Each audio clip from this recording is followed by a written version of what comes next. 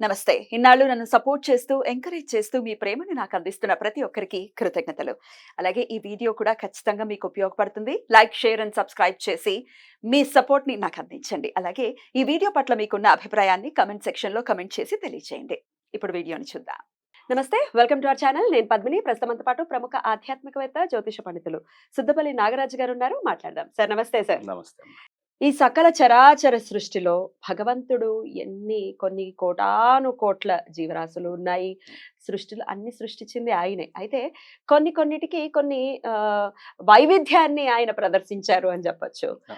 అన్నిటికీ అన్ని మొక్కల గురించి ఒకవేళ మాట్లాడుకుంటే ఖచ్చితంగా విత్తనము, మొక్క, దాని తర్వాత అది పువ్వు పుయ్యటం, పువ్వు నుంచి కాయగా మారటము, అది ఫలంగా అవ్వటం అనేది ఒక జనరల్ అందరికీ తెలిసిందే. ప్రాసెస్ ఇదే కదా. అవును. కానీ కొన్ని మొక్కలకి మాత్రం పువ్వు అనేది ఉండదు, డైరెక్ట్ గా కాయలే ఉంటాయి. అవును. ఆ మొక్కలకి ఎంతో కొంత ప్రాధాన్యత ఎక్కువ ఉంటుందేమో అని అనిపిస్తుంది. అవును. ఆ మొక్కలకి పూజాది కార్యక్రమాలు చేసేటటువంటి విధానం కూడా ఉంటుంది. అవును. ఎందువలన ఈ మొక్కలకి అంత ఇంపార్టెన్స్ ఉంది? అసలు ఏమిటి ఆ మొక్కలు?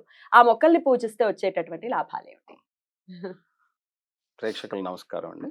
ఇక్కడ పువ్వులు పూయకుండా కాయలు కాసేటువంటి చెట్లు మనకి సృష్టిలో చాలా ఉన్నాయి. అందులో ప్రధానంగా మనం తీసుకుంటే అశ్వత్థ వృక్షం అంటే రావి చెట్టు. ఈ రావి చెట్టు పువ్వులు పూయదండి. డైరెక్ట్గా కొమ్మలకి కాయలతోనే మొదలవుతుంది. బుడుపులుగా మొదలై అవి కాయలుగా వస్తాయి. ఆ జాతికి చెందినటువంటిది మర్రి చెట్టు కావచ్చు, అలాగే అత్తి చెట్టు కావచ్చు. ఈ 3 చెట్లని మనం పూజిస్తాం. ఎందుకంటే ఈ 3 మర్రి చెట్టు పూజిస్తారా సార్ అంటే యెస్ పూజిస్తారు. చెప్తాను మీకు. ఎందుకంటే ఇప్పుడు అశ్వత్థ వృక్షము అని చెప్తాం కదా. ఈ చెట్టుని మనం ఆకులతో సహా మూలం దగ్గర నుంచి బ్రహ్మ, మధ్యలో విష్ణువు, చివర ఆకుల్లో వచ్చేసి పరమేశ్వరుడు ఉంటాడని మన వాళ్ళు చెప్తూ ఉంటారు. దాని అర్థం ఏమిటంటే ఆ చెట్టు మొత్తము కూడా భగవత్ స్వరూపంగా మన వాళ్ళు చెప్తారు. కాబట్టి దానికి మన వాళ్ళు అందరూ కూడా ఒక నాగ శిలని అక్కడ ప్రతిష్ఠ చేసి మన వాళ్ళందరూ అక్కడ అశ్వత్థ వృక్షం కింద పూజ చేస్తుంటారు. ఆఖరికి గౌతమ బుద్ధుడికి కూడా జ్ఞానోదయం అయింది ఆ అశ్వత్థ వృక్షం క్రిందే జ్ఞానోదయం అయింది. అంటే అంత గొప్ప రావి చెట్టు, మనందరం రావి చెట్టు అంటాం, దాని సంస్కృతంలో అశ్వత్థ వృక్షం అంటాం. కాబట్టి ఈ యొక్క ఏదైతే ఉందో ఈ అశ్వత్థ వృక్షం కింద నాగశిలను మాత్రమే ప్రతిష్ఠ చేస్తారు. అందులో వేప చెట్టుతో కలిపి చేస్తారు, పెళ్లిళ్ళు చేస్తారు కూడా. దాని అర్థం ఏమిటంటే రావి చెట్టు ఆకుల్లో ఉండేటువంటి గాలి మనం అక్కడ ప్రదక్షిణ చేయటం ద్వారా మన లోపలికి వెళ్ళి ఆరోగ్యాన్ని ఇస్తుంది. ఎటువంటి ఆరోగ్యాన్ని ఇస్తుంది అంటే ఈ యొక్క అశ్వత్థ వృక్షం ఏదైతే ఉందో పిల్లలు సంతానం లేనటువంటి వాళ్ళకి, ముఖ్యంగా ఆడవాళ్ళని అక్కడికి వెళ్ళి ఈ నాగులకు పూజ చేయమని చెప్తారు. నాగులకి పూజ చేయటం కాదు, అక్కడ అర్థం ఏమిటంటే ఆ రావి చెట్టు చుట్టూ ప్రదక్షిణ చేయటమే అక్కడ ఉన్న ప్రధాన లక్ష్యం. ఎందుకు అంటే ఆ రావి కాయల్లో కానీ అంటే రావి పళ్ళలో మనం కింద పడకుండా కోసుకొని వాటిని ఎండబెట్టి చూర్ణం చేసి ప్రతిరోజు కానీ మనం తీసుకుంటే బ్రహ్మాండంగా తినొచ్చు. అది తీసుకోవడం ద్వారా గర్భంలో ఉండేటువంటి ప్రాబ్లమ్స్ క్లీన్ అయ్యి ఎగ్స్ డెవలప్మెంట్ బాగుంటుంది అన్నటువంటి ఉద్దేశంతో మన పూర్వీకులు చెప్పారు. అలాగా మరి నాగ ప్రతిష్ఠలకి ఎందుకు సార్ అక్కడ ఎందుకు చేయాలి అంటే ఇక్కడ సంతానోత్పత్తి కలగాలి అంటే ఎగ్స్ తో పాటుగా శుక్రకణాలు కూడా ఉండాలి.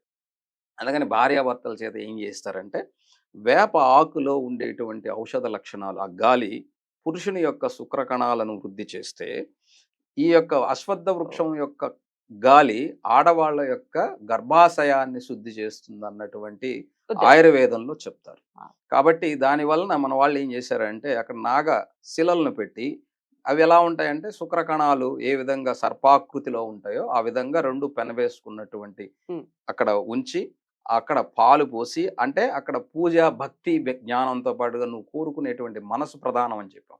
మనసు కోరుకునేటువంటి కోరిక బలంగా ఉంటే అది తప్పకుండా నెరవేరాలి అంటే ప్రకృతి సహకారం కావాలి. కాబట్టి ప్రకృతి సహకారం కోసం ఏం చేశారు, అక్కడ రావి చెట్టు వేప చెట్టుకి రెండింటిని కలిపి ఉంచి ఆ నాగ ప్రతిష్ఠను చేయటం ద్వారా ఇక్కడ 142 కేటాయిస్తాం. అక్కడ 108 ప్రదక్షిణలు చేయడానికి నీకు ఒక 40 నిమిషాల సమయం పడుతుంది. ఈ 40 నిమిషాలతో పాటుగా ఈ పూజా కార్యక్రమాలు, దీపాలు వెలిగించి కొద్దిసేపు నొప్పులు వచ్చి అక్కడ కూర్చుంటాం కాబట్టి ఒక గంట టైం పడుతుంది. ఈ గంట టైంలో నువ్వు తీసుకునే గాలి నీకు ఉపయోగపడుతుంది అన్న ఉద్దేశంతో మైక్రాన్స్ లో మనకి ఆ హెల్త్ కి కావలసినటువంటి ఔషధం మనకు లభిస్తుందన్న ఉద్దేశంతో మన రైట్. పూర్వీకులు ఏం చేశారంటే, ఈ రావి చెట్టుని ఒక దేవాలయంలో, ఎందుకంటే పెద్దది కాబట్టి అవును సార్. దేవాలయంలో ఉంచితే, బెటర్. అందుకే చెప్తారు మన వాళ్ళు ఇళ్ళల్లో ఇళ్లల్లో హ్మ్. పెట్టుకోరు. ఎందుకంటే ఇంట్లో ఉంటే చూసేస్తుంది కదా కింద. కింద హ్మ్. వేర్లు పాకుతాయి. అది చూడండి ఎంత స్వార్థమో. హుహుహు. గుడి కాబట్టి ఎవరిదో, అక్కడ గోడ పగలగొట్టినా పర్వాలేదు. గుడిని ఇల్లయితే పగలగొట్టినా మనది. పర్లేదు. ఇల్లు మనది. ఎంత దుర్మార్గమో చూడండి మనిషి ఆలోచన. నీకు మేలు చేసేదాన్ని ఎక్కడైనా ఉంచుకోవచ్చు అన్న ఆలోచన ఉండదు. అదే చెప్పారు కదా! మన ఏదో సినిమాలో కూడా చెప్తారనమాట. గుడిలో ఉంటే రావి చెట్టుకు పూజ చేస్తావు. నీ గోడ మీద ఉంటే తీసి పీకేస్తావు అని. పడేస్తా. కాబట్టి దేది ఎక్కడ ఉంటే అక్కడే దాని విలువ ఉంటుంది. రైట్. కాబట్టి ఇక్కడ ఈ పువ్వులు పూయకుండా కాయలు కాసేటువంటి చెట్టులో ప్రధానమైనటువంటిది హ్మ్. అశ్వత్థ వృక్షము. దీన్ని పూజ చేయటం ద్వారా మీకు గర్భానికి దేవతల సంబంధించి. శాపం, అంటే దేవతల శాపం అంటే అర్థం ఏమిటంటే, నీ శరీరంలో నీ దేహమే, నీ హ్మ్. లోపల ఉన్న ఆత్మే భగవంతుడు. నీ దేహంలో లోపం ఉన్నట్లయితే, దాని వలన కలిగే బిడ్డలు కలగనటువంటి వాళ్ళకి ఇలా చేసుకుంటే బాగుంటదన్నటువంటి సదుద్దేశంతో చెప్పబడింది బ్యూటిఫుల్. అశ్వత్థ వృక్షానికి. Right sir. ఇంకా రెండోదొచ్చేసి ఏమిటంటే మర్రి చెట్టు మర్రి సార్. చెట్టు. చాలా ఇంట్రెస్టింగ్. ఈ మర్రి చెట్టుని సహజంగా ఆ! చాలా భయపడతారు. అవును సార్. మర్రి ఆకులు చాలా విశేషమైనటువంటి మర్రి చిగుళ్ళు కానీ, హ్మ్. ఆకులు కానీ ఆయుర్వేదంలో చాలా విశేషమైనటువంటివిగా భావిస్తారు. ఆ అలాగే మర్రి ఊడలు భయపెడతాయి సార్.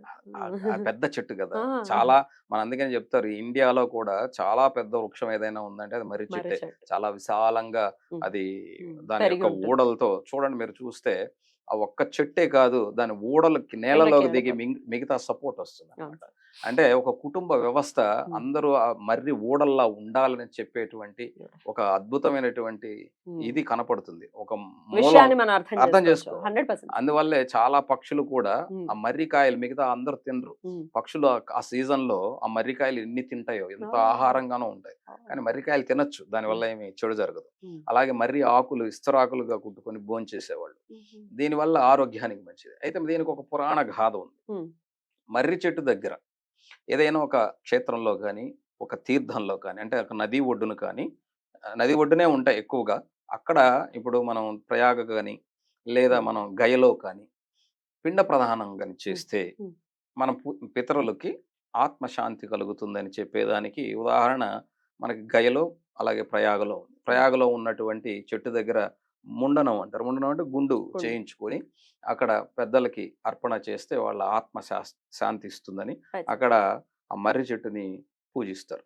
అలాగే గయలో వచ్చేసి సాక్షాత్ సీతా అమ్మవారు వాళ్ళ మామగారైనటువంటి దశరథ మహారాజు శ్రాద్ధం. గారికి హ్మ్. అక్కడ పిండ ప్రదానం చేశారని వాళ్ళు అక్కడ కథగా చెప్తారు. ఆ యుగంలో ఆడవాళ్ళు చేసేవారు. చేసేవాళ్ళు. సంధ్యావందనం గూడా ఉండేది ఆ! ఆడవాళ్ళకి. హ్మ్. ఎందుకంటే అసలు హ్మ్. విద్యకు అధిదేవతే స్త్రీ అయినప్పుడు హ్మ్. హ్మ్. విద్యలు చేయొద్దు, కర్మలు హుహు. చేయొద్దని ఎవరమ్మా చెప్పింది? అది ఈ యొక్క హ్మ్. మనకున్నటువంటి హ్మ్. పురుషాధిక్య సమాజంలో ఈ పితృస్వామ్య మార్చేసారనుకోవచ్చా? మార్చేశారు. ఆడవాళ్ళని ఇంటి వరకే పరిమితం చేసినటువంటి పరిస్థితి. Right sir. కానీ ఈ రోజున అలా కాదు. ఇప్పుడు హ్మ్. అందరూ కూడా పిండ ప్రదానాలు చేస్తున్నారు. తలకొరువులు పెడుతున్నారు. ఎందుకంటే తమ తల్లిదండ్రులకు ఆడబిడ్డలే ఉన్నప్పుడు ఎవరొచ్చి చేయాలండి?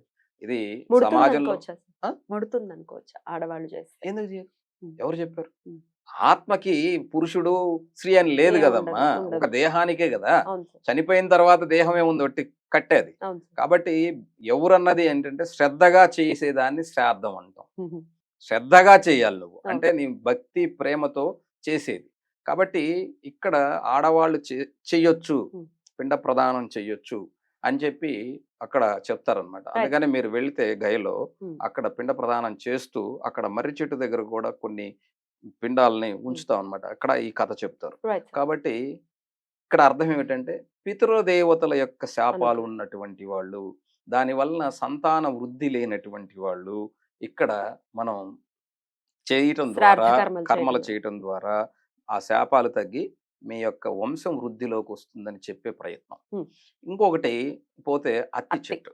ఈ అత్తి చెట్టు గురు స్వరూపం. ఆ! గురువుగా చెప్తాం. అందుకని మనం చూస్తే ఎక్కడైనా సరే, ఎక్కడ మన దత్తాత్రేయుడి యొక్క అవతారాలు ఏవైతే ఉన్నాయో, అక్కడ మేడి చెట్టుని హ్మ్. పూజిస్తాం. దీన్నే ఔదంబర అత్తి వృక్షం ఉంటుంది ఖచ్చితంగా. ఔదంబరమనే అత్తి చెట్టు అత్ అంటాం. ఓహ్! అవునా?